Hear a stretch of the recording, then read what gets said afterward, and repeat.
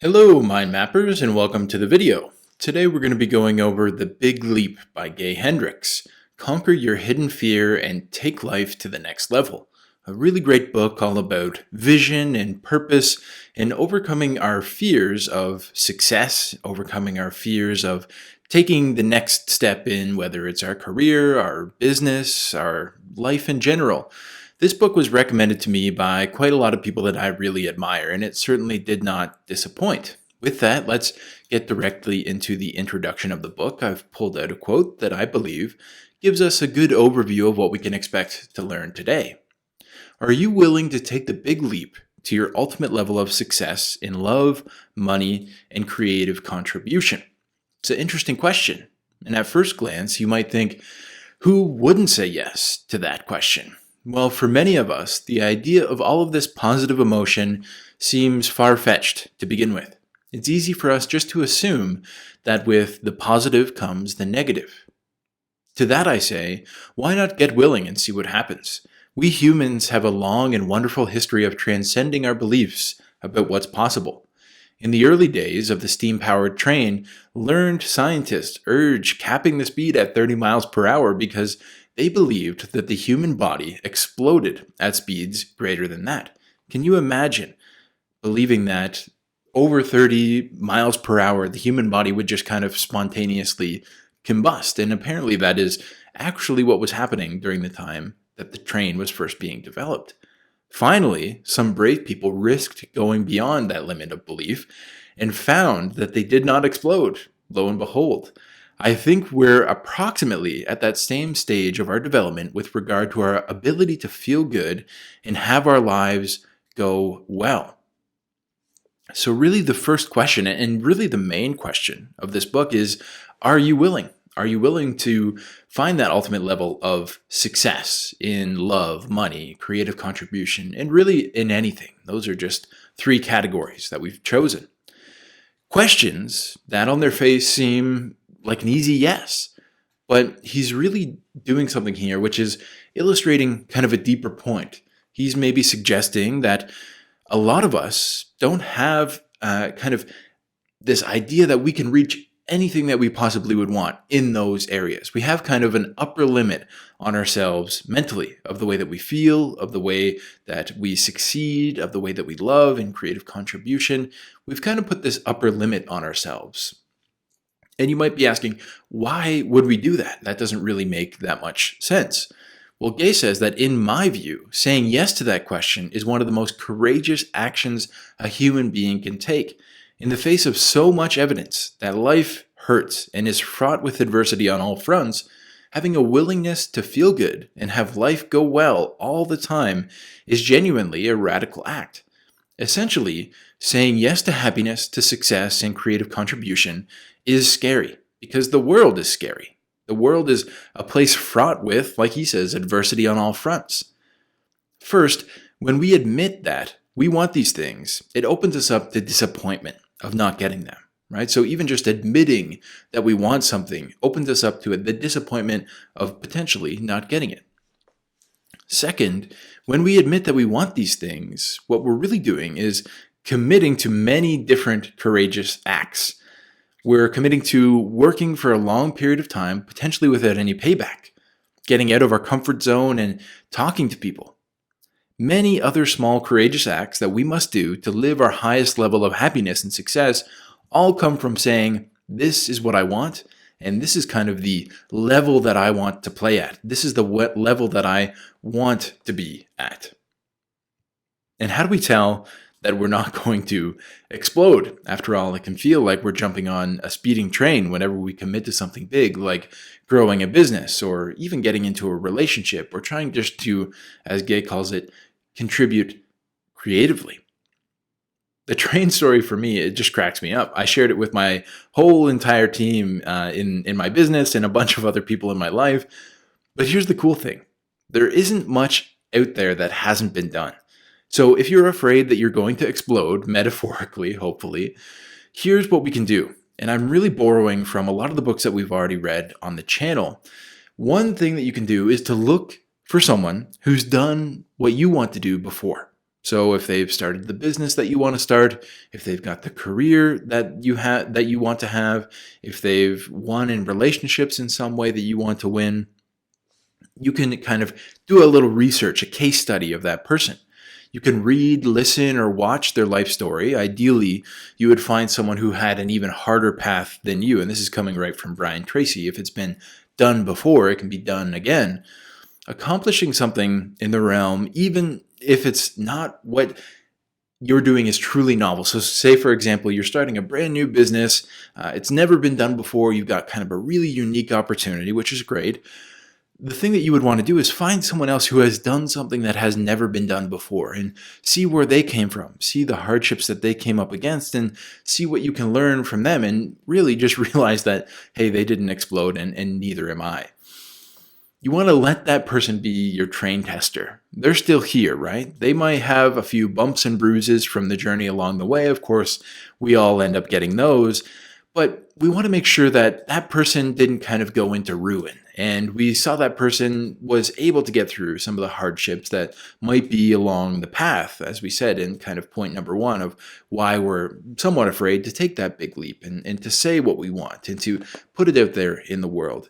We just want to find someone that didn't explode while riding the train. Next, we're going to get into some of the big ideas that I pulled out of the book, other than that one. First, though, we're going to talk a little bit about mind mapping. If you're new here, you can get the most out of these mind maps by following along. You can also find the process of how I mind map, plus all 100 plus mind map templates that have already been done on this channel, including this one for free down at the link below. Following along will help you learn more, remember better, and apply these books to your life. And if you want to skip the line a little bit, you don't want to spend all the time reading dozens and dozens and dozens of books, I've condensed hundreds and potentially thousands of hours of learning into what I call masterclasses, which are essentially dozens of books. I take all the big ideas and condense it down into a 2-hour-long masterclass that you can follow along with and get the best ideas from dozens of books in a lot less time. You can find that at themindmapguy.com. Now let's talk about Handshake. This is our second idea here. You know how deep inside of you that you will never be fully satisfied until you have anchored yourself in your zone of genius. This is a really interesting idea. To do less would be to hold back. And long ago, you made a handshake deal with the universe that you wouldn't do that. The seductive comforts of success, though, can lull us into accepting the status quo. In that state of comfort, it's easy to forget the deal that you made with the universe to use yourself fully. And I just love this idea that when we were first kind of created here, we made this handshake deal with the universe. In exchange for this one experience that we get, that we call life, you've committed to not holding back. For all we know, this is the only chance that we get. And no matter your kind of political or religious beliefs, we can all kind of settle on that for all we know, all of kind of the evidence that we have says that we might only get this one chance. Are you really willing to continue to accept a life and let it come as it is and just kind of skate by on whatever is kind of given to you in life? Or are you ready to live fully, not holding back? Of course, that is what we're here about today. And this actually reminds me a lot of the Stoic exercises that we've spoken about on the channel. If you're interested, I recommend you go and check out the Stoic playlist that I've put together, available right on the channel. But the main point here that I wanted to underscore is memento mori. Remember that you must die. It's the Stoic way of reminding you that we've only got this one chance. Living up to your virtues in the right now is what's important, because of course, not only do we have only this one chance, but we don't know how long this one chance is going to last. It's really easy to get comfortable in life and feel like you're going to be here forever and everyone you know is going to be here forever, and kind of, as I said, watch life as it passes by. We get into a certain spot in life where it's easy just to put our heads down for 5 years and realize, you know what? In all reality, I haven't moved that much at all, whether it's moved forward in my career, whether it's moved forward in my fitness, whether it's moved forward in my relationships. You can put your head down for 5 years and all of a sudden you're 25 to 30 and you realize that maybe you haven't moved forward at all. Meditating on the fact that we all must die someday really gives us this idea that we've only got one chance. It's a really helpful way to remember to do our absolute best, to live life to its fullest each day. And to do that, I think a lot of what we're going to be talking about here is the thermostat, which is our next big idea. I highlighted this in orange because I think it's just so important. Gay says that each one of us has an inner thermostat setting that determines how much we love, success, and creativity we allow in our lives and we allow ourselves to enjoy. When we exceed our inner thermostat setting, we will often do something to sabotage ourselves. And put your hand up if that's you. I definitely have mine up, causing us to drop back down into the old familiar zone where we feel secure. Unfortunately, our thermostat setting usually gets programmed early in childhood, before we can think for ourselves. And once programmed, our upper limit thermostat setting holds us back from enjoying all the love, the financial abundance, and the creativity that's rightfully ours. It keeps us in our zone of competence, or at best, our zone of excellence. It prevents us from living the ultimate destination of the journey, which is our zone of genius. So the question that I pulled out here the most is, what's kind of our mental thermostat set at? And this is in multiple different areas. I like to think about kind of energy, work, and love. And the bad news here is that you likely didn't choose what that thermostat is set at.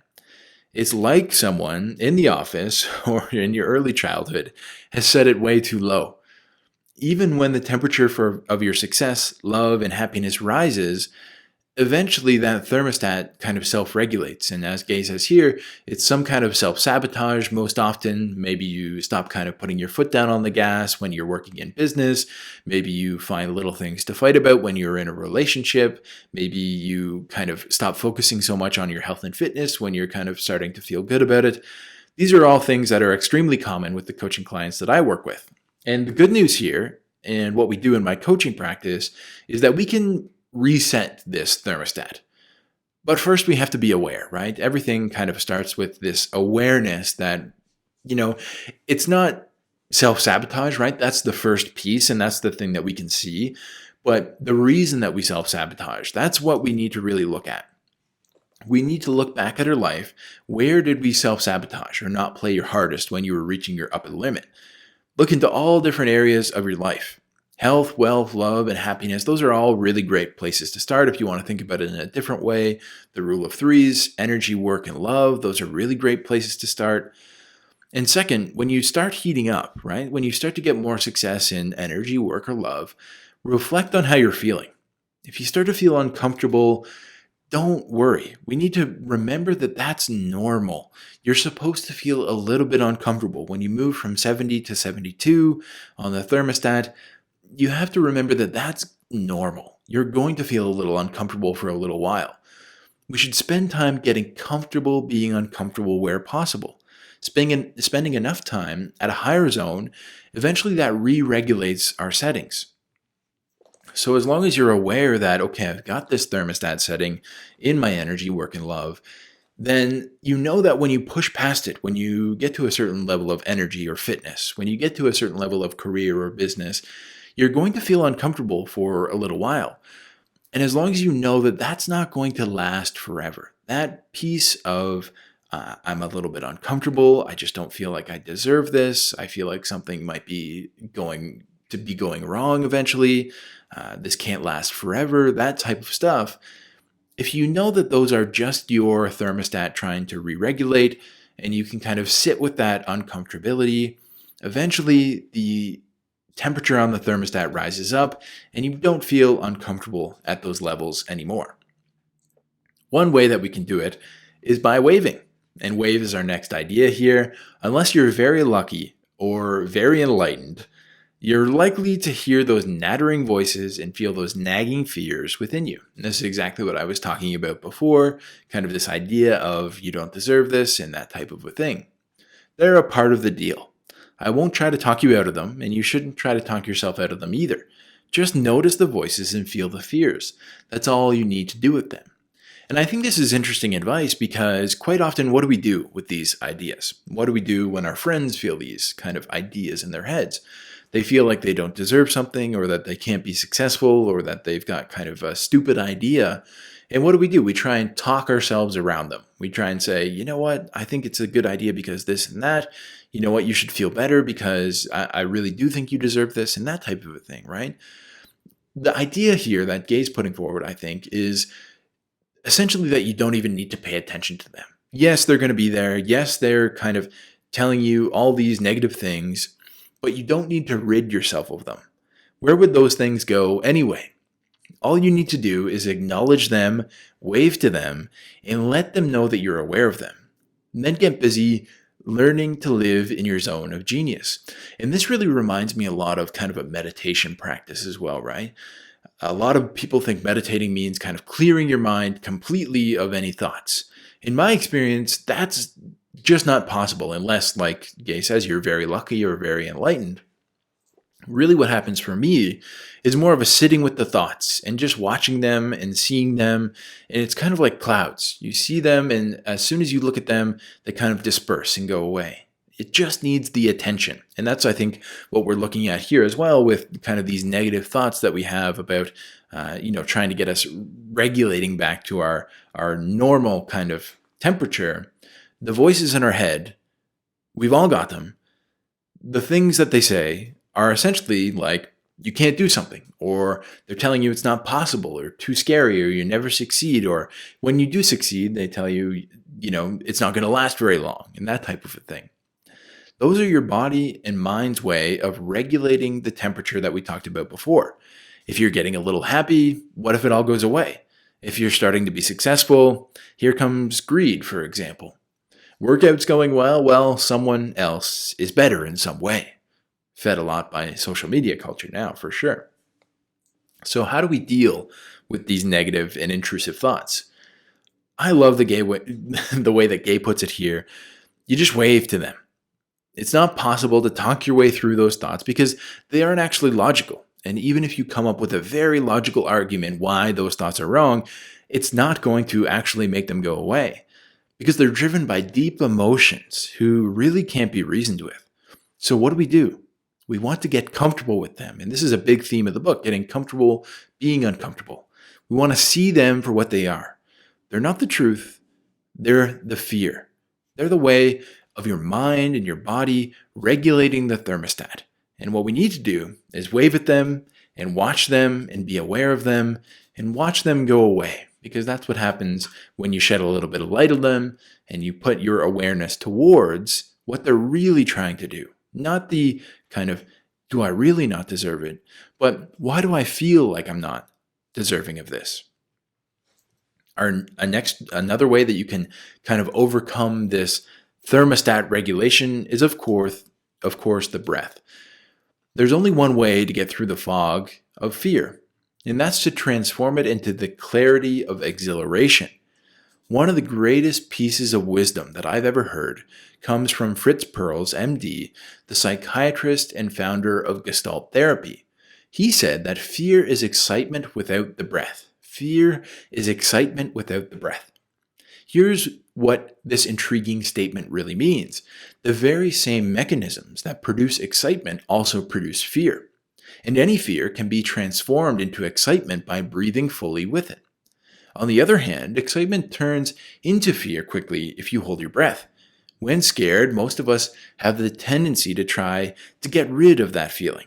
We think that we can get rid of it by denying it or ignoring it, and we use holding our breath as a physical tool of denial.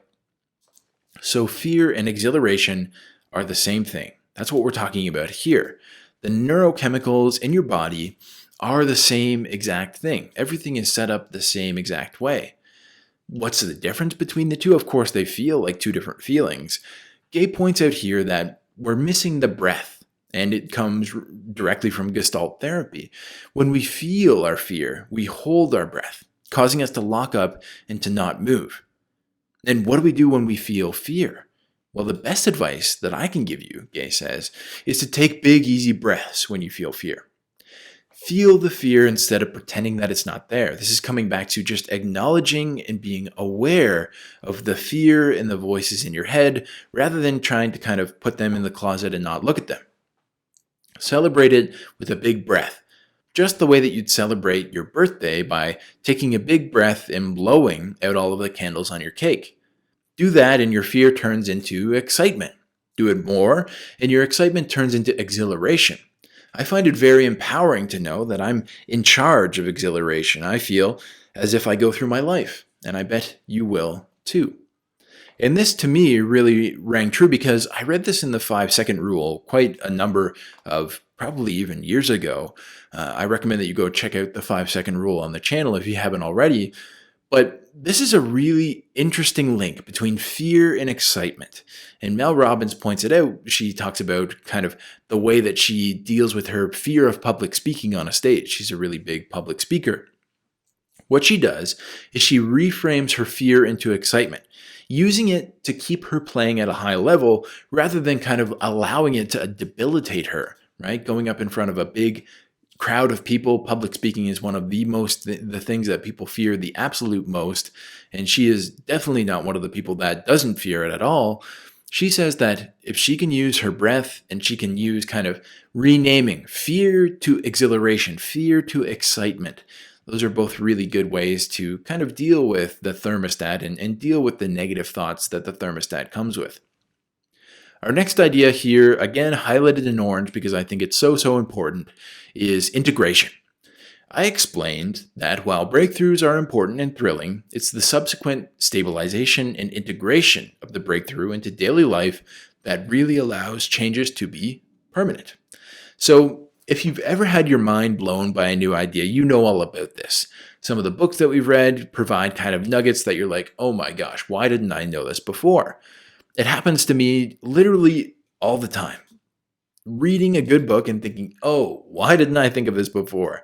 This can really feel like you're learning something new and it's something life-changing. This is actually something that we talk about a lot in the Learning Masterclass, where those kind of, oh my gosh, where did this come from? Why didn't I know about this? Or why didn't I see this before? Those are really great. But the sad fact in the Learning Masterclass that we talk about is that feeling, it's actually kind of useless. It's something that we speak so much about on the channel in the Learning Masterclass. If you want to learn a little bit more, I recommend you go and check it out. But information by itself is useless. It feels good to find something new for the first time, but that feeling doesn't actually make learning happen. Real change happens through integration. Taking that new information and putting it into place in your life is the only thing that matters. Now, does that mean that everything you learn needs to be implemented in your life? No, but it means that you need to be discerning enough of a learner to pick out what matters. And actually, that's it really is what this channel is about, right? These books are sometimes 250, sometimes 400, sometimes 800 pages long. And what I try and do is pick out the 6 to 10 ideas that I think that you could take and implement into your life, implement into a mental model, and really benefit from it. That's essentially what I'm trying to do here. So let's talk about how to make real change. Integrate a practice into your life and learn in the trenches. Throw out what doesn't work and keep what does. This for me is where a coach really comes in. Coaches might have new information for you, yes, right? Like I've got a bunch of coaching tools that I use in energy, work, and love. But often, as a coach, I actually find that my clients already know the right answers. They might not have the same name for it that I do, but really what they need is help integrating it into their lives. And that's where the coaching relationship really excels. It's a way to implement and integrate information and to make it useful. It's why I have a coach, and it's honestly why I think everyone should. Even if it's only on a monthly basis, you need someone to kind of keep coming back and saying, what did you learn? How did you implement it? What actually got better? What actually maybe got worse in your life over the past month or so? So that's integration, the most important piece in learning, the most important piece in really making the big leap in my eyes. Now let's talk about sweaty. And I love picking kind of these weird topic nodes here for you guys to hopefully help it stick out in your mind. But behind every communication problem is a sweaty 10-minute conversation that you don't want to have. However, the moment that you work up the courage to have it, you collect an instant reward and relief, as well as open up a flow of communication that will allow you to resolve the situation. So what else is there really to say?